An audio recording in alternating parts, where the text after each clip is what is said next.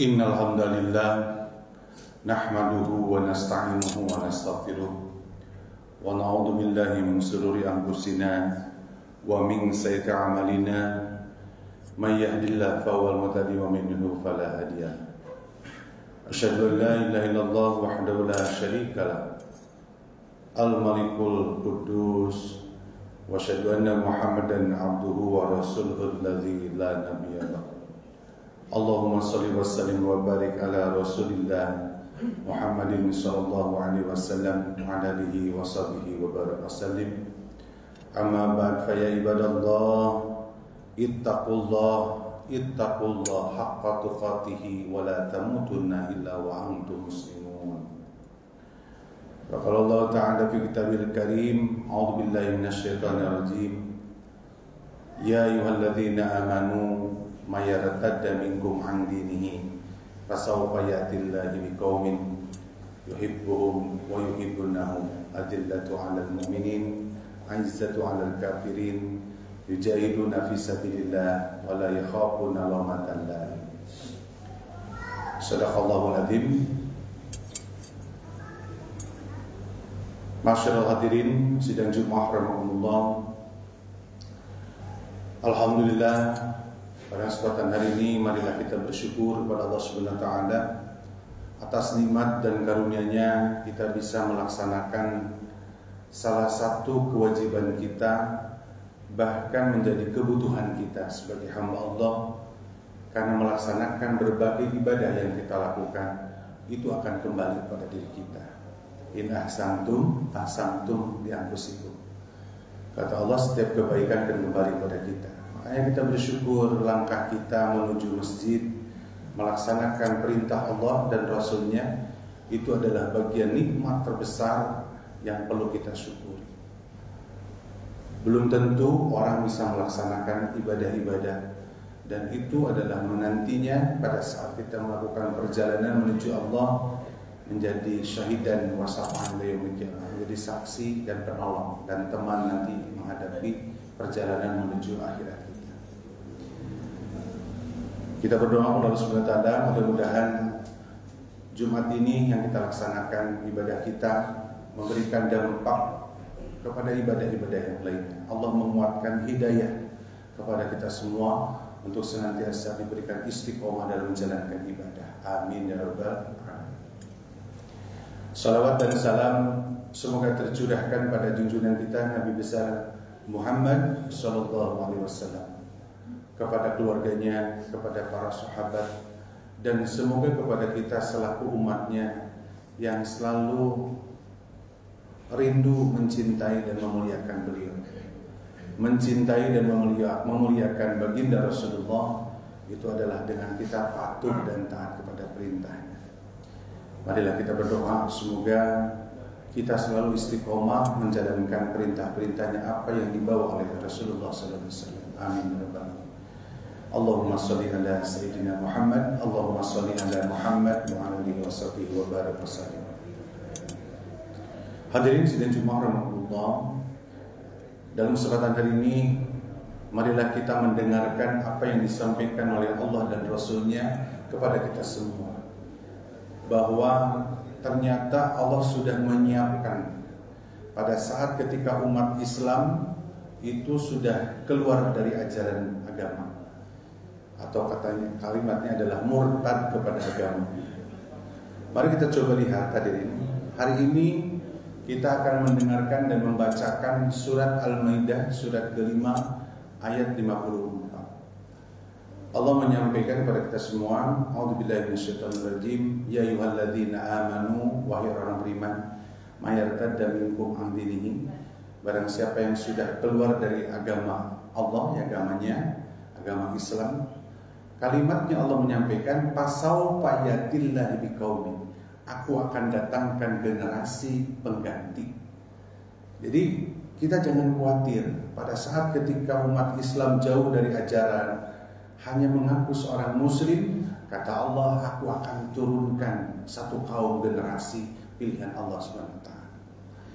Nah, nanti bisa dibuka hadirin dalam surat Al-Maidah, surat kelima ayat 54. Di situ ada beberapa indikator bahwa ciri daripada generasi pilihan Allah. Kalau kita masuk pada kelompok Allah yang disebut Hizbullah, generasi pilihan Allah, berarti harus memenuhi kriteria itu. Kalau belum, berarti kita bismillah kembali bertaubat kepada Allah SWT. Mari kita coba mengencangkan niat kita, ya, dan kita bagaimana masuk pada generasi pilihan Allah.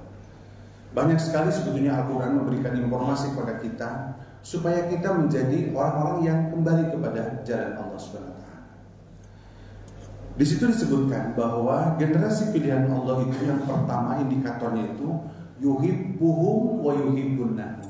Kalimatnya begini, Allah mencintai mereka dan mereka pun mencintai Allah. Kalau ngomongin cinta, kalau Allah cinta kepada makhluknya, ingat daripada gelar seorang nabi sebagai bapaknya nabi, para nabi, itu adalah Nabi Ibrahim alaihissalam. Dia punya gelar Khalilullah, kekasih Allah. Bagaimana melihat seorang Nabi Ibrahim alaihissalam itu ketika dia menjadi nabi dan rasul, begitu hebatnya kecintaannya kepada Allah, sehingga diujinya berat sekali pada saat waktu beliau menjabat sebagai nabi dan rasul. Sampai pada zamannya Nabi Muhammad SAW, ajaran-ajarannya itu dikembangkan lagi, diinikan lagi, ya. Di istilahnya ajaran pada Nabi besar kita Rasulullah SAW adalah pada saat ketika Nabi Ibrahim alaihissalam. Tapi begini hadirin, indikator kecintaan kita kepada Allah Subhanahu wa taala itu, maka harus ada rasa rindu kepada Allah Subhanahu wa taala. Kan mudahnya begini, orang kalau sudah cinta kepada Allah, maka indikatornya pasti taat ibadah. Betul ya hadirin?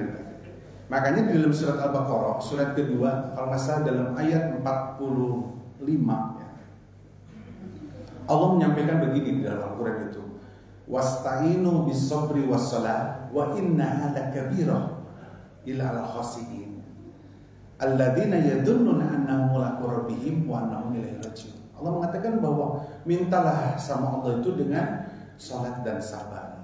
Sesungguhnya kedua itu berat. Kata Allah itu begitu. Jadi yang namanya salat, sabar itu berat hadirin. Tapi kalimat lanjutan dari ayat tersebut, wa innaha lakabirah illa al-khasiin, kecuali yang khusyuk. Siapa mereka orang yang khusyuk itu? Allah sebutkan di dalam ayat selanjutnya, alladzina yadunnuna annahum mulaqu rabbihim, dia yang selalu rindu ingin bertemu dengan Allah. Kalau orang sudah rindu ingin bertemu dengan Allah, berarti rasa cintanya luar biasa. Bahwa segala sesuatu yang dilakukan adalah rasa cintanya kepada Allah Subhanahu wa taala. Makanya Rasulullah SAW dalam Sahih Hakimnya mengatakan bahwa kesempurnaan keimanan seseorang itu terukur dari cintanya dia kepada Allah Subhanahu wa taala. Rasulullah menyampaikan begini, man ahabba lillah, barang siapa yang cinta karena Allah, wa abghadalillah, barang siapa yang benci pun karena Allah, wa mana'a lillah, fangkih lillah, menikah pun tujuannya adalah karena Allah. Apa ujung hadis tersebut? Faqadistakmalal iman, sempurna keimanan seseorang itu ketika semua aktivitas hidupnya mencintai rasa cinta kepada Allah Subhanahu wa taala. Makanya Rasulullah SAW dalam hadisnya ketika kepada Umar bin Khattab, ketika mengatakan masalah cinta aja, Rasulullah mengatakan, kamu kalau mencintai urusan dunia melebihi cintanya kepada beliau, itu belum sempurna keimanan. Makanya generasi pilihan Allah menyampaikan bahwa Allah itu sangat cinta kepada mereka, generasi pilihan itu. Karena ketika mereka mencintai Allah, bentuknya adalah bagaimana dia mengatakan sama Allah itu, sami'na wa ata'na, kami dengar ya Allah dan kami taat.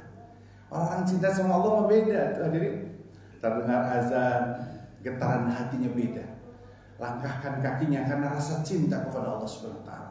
Maka indikator yang pertama rasa cinta kepada Allah, indikator generasi pilihan Allah itu pasti patuh dan taat kepada perintah Allah Subhanahu wa taala.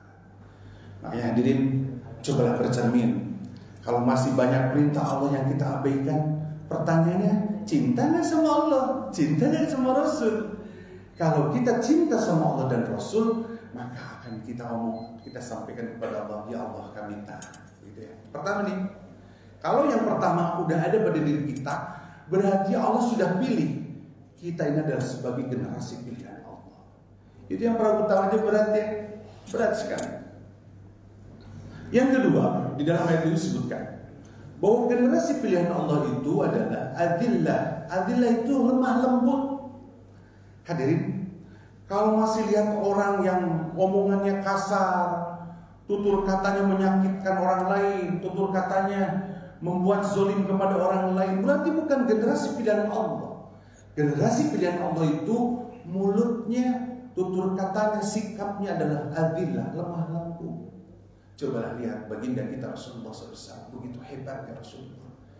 Ketika beliau dilempari, ya, diludahi, ya, bahkan ketika dihina, menjadi seorang gila dan seterusnya, diomongin aja Rasulullah, tetap Rasulullah itu memberikan pelayanan yang terbaik. Bahasa Al-Quran dalam surat Al-Furqan surat ke-25 ayat 63 itu kan, wa idza khatabahumul jahiluna qalu salam. Kata Allah tuh, kalau orang yang memiliki sifat penyayang bertemu orang yang suka menghina saja, dia tetap memberikan penghormatan. Kadang kita mau apa? Benci orang, dibalas kebencian. Orang menghina kita, kita hina lagi. Orang ngomongin kita, kita ngomongin lagi. Padahal sebetulnya konsep dalam Islam itu adalah kita harus memberikan pelayanan yang terbaik pada siapapun. Bahkan di dalam surat Fussilat kalau nggak salah, kalimatnya bahwa idfa billati hi ahsan. Balaslah kejelekan dengan kebaikan. Itu generasi pilihan Allah. Coba lihat, kelihatan nggak indikator di masyarakat? Kalau mulutnya santun, ya, mulutnya membuat orang jadi bahagia, senyumannya beda, ya, sopan santun, kalimat-kalimat yang keluarnya adalah kalimat kebaikan, berarti kata Allah Subhanahu wa taala itulah generasi pilihan Allah. Mulutnya itu membuat jadi orang bahagia. Ketika seseorang mau negur pun, generasi pilihan Allah itu akan melihat situasi dan tempat ketika dia mau nasihati. Kadang kan kita kalau nasihati orang, kalau tempat dan waktunya tidak tepat, tidak jadi nasihat itu, bahkan jadi mempermalukan orang lain. Makanya konsep di dalam Al-Quran itu, ciri seorang muslim yang hebat, generasi pilihan Allah adalah adillah, lemah lembut. Bahkan di dalam surat Al-Fat ayat 29, Allah gambarkan yang disebut generasi Rasulullah SAW. Jadi generasi Rasulullah itu digambarkan dalam surat Al-Fat, nanti bisa dibuka ayat terakhir 29. Muhammadur Rasulullah walladzina ma'ahu. Muhammad itu adalah utusan Allah dan orang besertanya. Di situ disebutkan ruhama'u bainahum. Orang-orang yang memiliki kasih sayang. Beda kualitas yang disebut generasi Allah dan generasi pilihannya baginda Rasulullah SAW itu adalah bagaimana jiwa sosialnya luar biasa, bagaimana memperlakukan dia kepada sesama makhluknya, memberikan pelayanan yang terbaik kepada siapapun. Kadang kita suka beda-bedain yang melayani itu. Lihat si A karena orang kaya ngomongnya beda, lihat si B karena miskin ngomongnya beda. Itu kan sudah membeda-bedakan. Padahal Islam memberikan gambaran kepada seorang generasi pilihan Allah, dia tidak pernah memberikan pembeda-beda dengan ketika berkomunikasi. Apa konsepnya? Memberikan pelayanan yang terbaik kepada siapapun. Hadirin berbahagia. Ternyata Islam itu luar biasa, rahmatan lil alamin. Justru dengan keteladanan seorang muslim, generasi pilihan Allah, maka disitulah esensi Islam itu. Bagaimana bahwa Islam selalu dinilai secara sosialnya. Dan luar biasanya Islam mengajarkan kepada kita bagaimana berinteraksi sesama itu harus memberikan pelayanan yang terbaik. Mudah-mudahan. Jadi sebetulnya masih ada bahasan 5 kalau dibahas terlalu panjang, tapi yang jelas 2 indikator yang harus ada pada diri kita. Yang pertama, kecintaan kita kepada Allah itu harus luar biasa, dibuktikan dengan patuh dan taat kepada ibadah.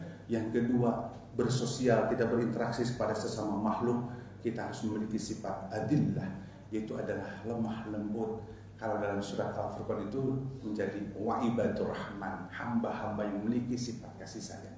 Demikian bisa sampaikan. Mudah-mudahan 2 poin ini menjadi indikator pada kita untuk semangat bahwa kita menjadi generasi pilihan Allah. Hadirkan sifat-sifat itu, buktikan sama Allah. Karena apa yang kita lakukan hadirin itu akan kembali kepada diri kita. Perjalanan melewati masih panjang menuju akhirat kita. Yang akan menolong adalah bagaimana kita mengendalikan diri untuk menjadi generasi-generasi pilihan Allah. Demikian bisa sampaikan, mudah-mudahan bermanfaat. Barakallahu li wa lakum.